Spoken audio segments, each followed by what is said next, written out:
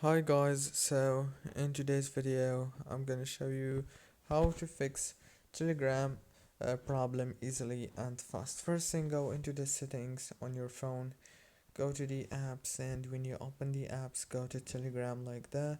First stop the app, and after that click on data usage and disable the Wi-Fi and enable it again. Go back, click on storage, click on clear cache, and then go back, open the Play Store or the App Store if you have iPhone. Now all what you want to do is search for Telegram and update it right here if you found an update option. Don't forget to like and subscribe.